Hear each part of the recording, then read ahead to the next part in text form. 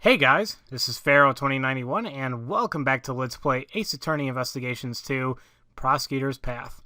Last minute we left off, we kind of saw how Patricia Roland really can act, and apparently she seems a little too knowledgeable about certain facts, such as a chisel being brought in that chessboard. So it's like, how does she know this information? Well, let's hear her other story. I wouldn't go so far as to call it an interrogation. I always make sure to talk to all the new arrivals. Mr. Knightley, yes, we had a little chat. After our talk, he went right back to his cell, I assure you. She's piling lies on top of lies, not realizing that it only tightens the noose around her neck. You speak with the new prisoners, you say. That's right. I'm glad you understand. Your testimony is not solid evidence. It requires more than just understanding. Well then, Prosecutor Edgeworth, you may begin your cross-examination. And yes, Judge Courtney, I will. So, she doesn't call it an interrogation. She just talks to new people. Jeez, I got some breaking news on my phone. Not very good news. We had a little chat. Okay, what you guys talk about? And what was Knightley like during the interrogation? He was very honest. Mr. Knightley was... honest, pal? He always talked about a croissant and some kind of promo. A croissant and chess piece promotions, I presume. Okay. Looks like he was his usual chess-loving self. I probably butchered those words, but then again, that's not new for me. He went back to his cell. Okay. Let's hear about that. If he really returned to his cell, there's no way he would be a corpse right now. I know you're suggesting that I killed him during the investigation or interrogation, but I couldn't possibly have had a motive to kill Knightley, could I? Dogan was the only one I hated, and he had no connection to the victim. She only hated Dogan. Please add to the statement to your testimony. Dogan was the one I hated, and he had no connection to the victim. Excuse me? He had no connection? We actually, I think almost the same exact argument was brought up. Because remember from Knightley's memo, we know that he was playing chess with him. So obviously there is a connection between the two.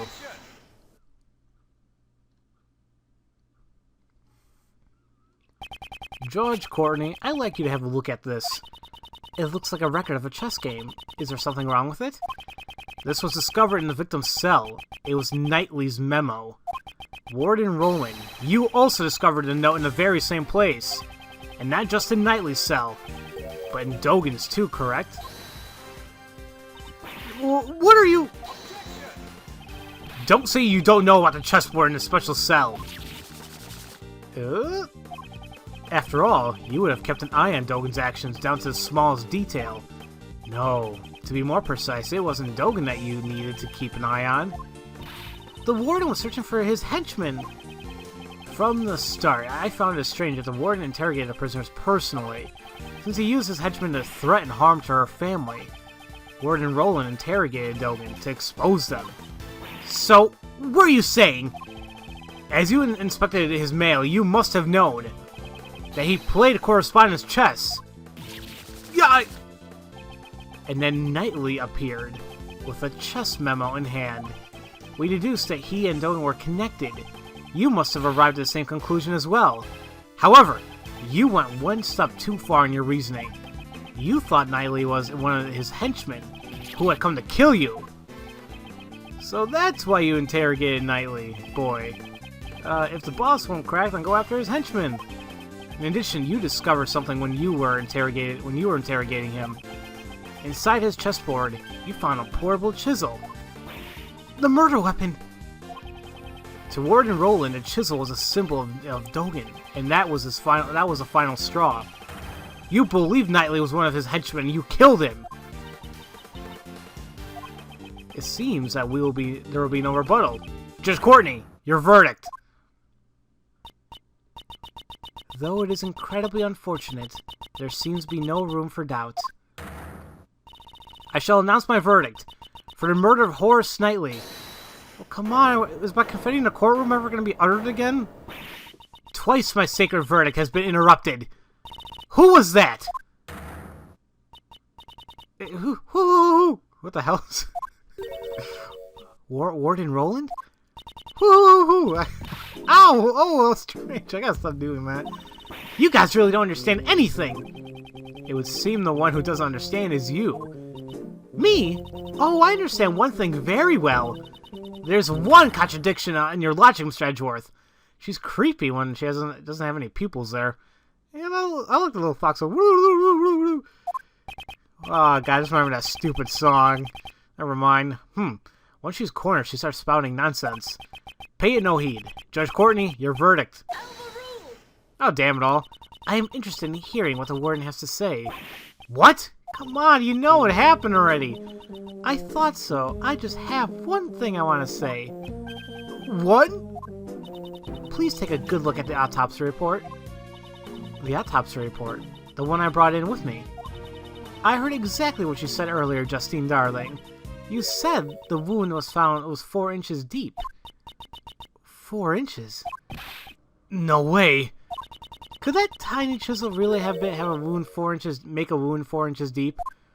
What? Impossible! Oh, I should use, never mind. How could I have made such an error? Oh, forgive me, goddess of law.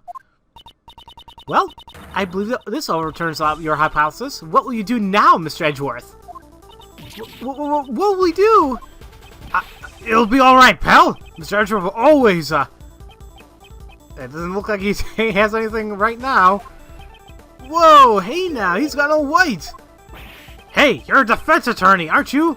Isn't there something you can do, pal? Do that turnabout thing. Make some earth-shattering objection. Uncle Ray's a hard worker, but without decisive evidence, we're just whipping a dead horse right here. Does that mean it's hopeless?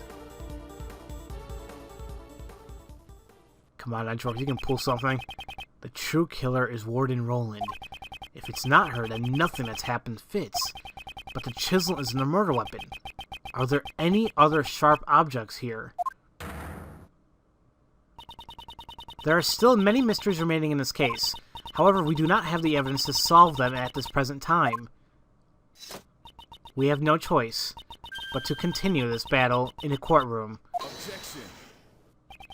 That would just give the killer a chance to destroy evidence. Are you mocking the court? No. I didn't mean anything like that. You look perplexed, Miles.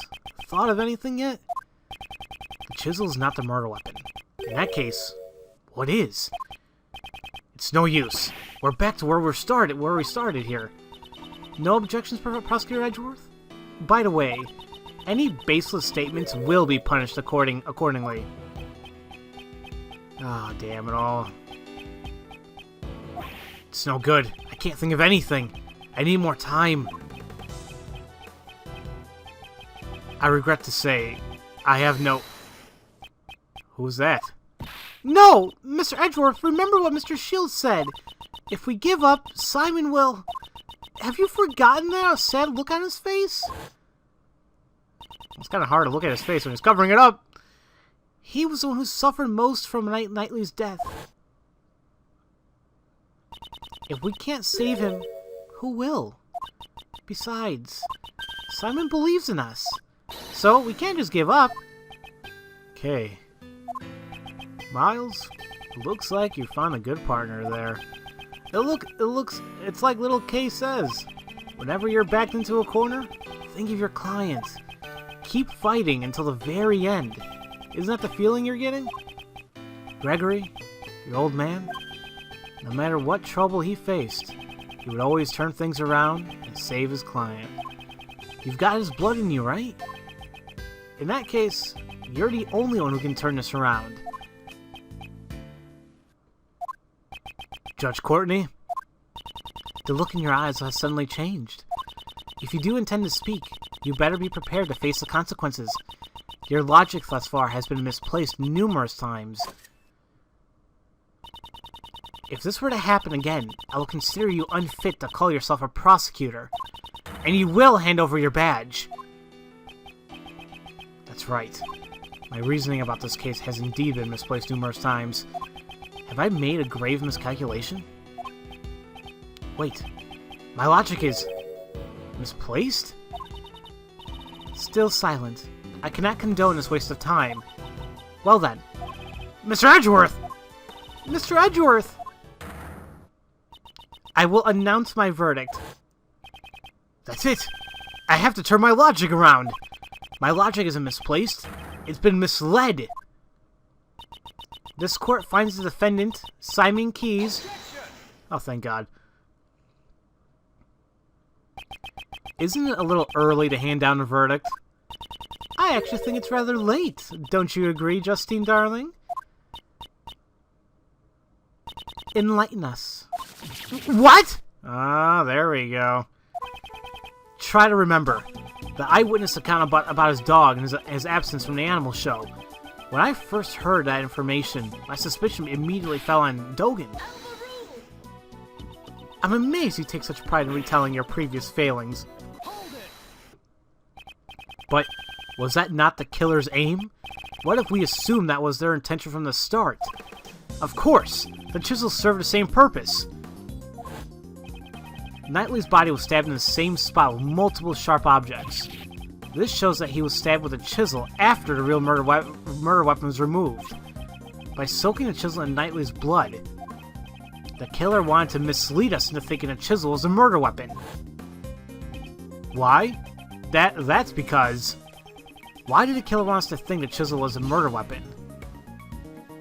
And he's already making it seem like it really wasn't a murder weapon, so we got that out. Now, here's the thing. Why would whoever want to get, Knightley expelled? And assuming the killer is Roland, which it really does seem like it is, I don't think she has a reason to get Knightley expelled. However, she may want to get him expelled because he kind of threatened her. So she wants to get rid of him, right? Warden Roland, you made use of this chisel's image. Chisel's image? What are you trying to say? Mr. DeBest, when you see this chisel, what does it suggest to you? Oh, well, something like Dogen's the killer, right? Now do you understand? That was the Warden's aim. Ah, she wants to suspect the person of the chisels. Indeed, that was her plan from the very beginning. To make him out to be the killer. I understand your logic. It is true the Warden did not think kindly of him. But you understand, don't you? This alone does not prove she's the killer.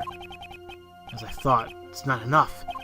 The remaining chance is for me to find a real murder weapon. If you have no more evidence, I believe this conversation is over. I could prove it if I found a real murder weapon. It doesn't matter what you say. We did a clean sweep of this place. It is as Sebastian says. In the end, we could not find any weapons. In other words, such proof is impossible. No, the murder weapon must still be somewhere in a prison.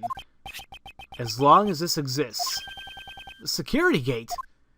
You remember its name after all. Are you mocking me? It's because of those things. You can't take metal objects in or out of this place. Ah! Right. As long as those security gates exist, the murder weapon should still be here. That also means no weapon could have been brought into the prison. In the end, we're back to the same mystery after all. Judge Courtney? Prosecutor Edgeworth, surely you've realized. If the real murder weapon is still in the prison, one must also consider how it got there in the first place. The chisel is concealed within the chessboard, but the chisel is not the real murder weapon, which means the real murder weapon must have been smuggled in somehow. The way it was smuggled in, can you prove that? Ugh. How Warden Roland brought the weapon into the prison? She did have evidence transferred, so I don't know. Maybe that's the way. That's it. She could have used that. This shows another way the weapon could have been brought into the prison. And of course, well, she requested all the evidence to be transferred, right? And let's see. Let me take a look at this stuff here. Oh. Look at this. Attached to the knife and Anubis. They're custom made. Only 2 exist. The knife has been confiscated. So if it's confiscated, who would have it? And who would, you know, put it to use? Yesterday, Dogen said this. And he has 2 bells. Custom made. 2 in the world. And one of them he has on Anubis. The other one was on his knife. Because those are his symbols. But, you know, because he can't have weapons in the prison, they were taken from him. At least the knife was taken from him. It's possible the murder weapon was brought in as confiscated evidence. What? Dogen's knife was confiscated and stored on the premises. Furthermore, a bell was attached to the knife. It can't be! The bell and that chisel. Exactly. The killer took it from the knife and reattached it to the chisel. But the only fingerprints on this chisel are Knightley's. The killer probably wore gloves when they made the switch. She made the chisel out to be the murder weapon by attaching Dogen's bell, and in doing so, made him appear to be the culprit. Furthermore, the handling of the set of evidence at this bell originally belonged to was the only possible for someone with the proper authority. Who, sir? Who had that authority? Why don't we ask the warden what she thinks? You can find bells anywhere. Only anyone could have attached it, right? I see. So you don't know. These bells are his trademark. There are only 2 in the world. What? What? And so attaching a bell would naturally make you a killer. Do you have any evidence that I have the knife? You don't you? Of course, I understand. In that case, Mr. the Best, I'd like to request an investigation immediately. But if you find it, it'll be problematic for me. That doesn't matter now. It is necessary that we reveal the truth. You are a prosecutor, are you not? Well, even if you say that, curse this useless prosecutor. If only I had still had investigative rights. Besides, we can't investigate without the warden's permission, right? There's no way she would approve. We have no choice but to investigate ourselves. If you don't have evidence, there's no use in continuing this conversation. The goddess of law does not smile upon those who have no evidence. This will have to be continued in the courtroom. Damn it, no it doesn't! Not good. If we give the warden more time here, she'll definitely destroy the evidence. It seems like I have no choice but to raise an objection and stall for time. But I don't have anything definite. Is that really acceptable? Oh, is it? Is it really like me to do something this reckless? No! Not good! Now's not the time for hesitation. Right now, I'm not a prosecutor, but an attorney's assistant. I need to protect my client! I'm the only one who can save him now. In that case, even if it's in a 1 in a million chance, I have to take it. It's sink or swim. Should I raise an objection? Well, guys, should I raise an objection? What should I do? We'll find out in the next episode. I know. I'm pretty sure next episode, or maybe another 2, we will be done with this case. I think we're right there. So, whatever. So, as usual, thank you all for watching, and I'll see you guys next time for Let's Play Ace Attorney Investigations 2, Miles Edgeworth. I mean, Prosecutor's Path. I know I've been mixing up here and there, but, screw it. You guys know what I mean. I'll see you guys later.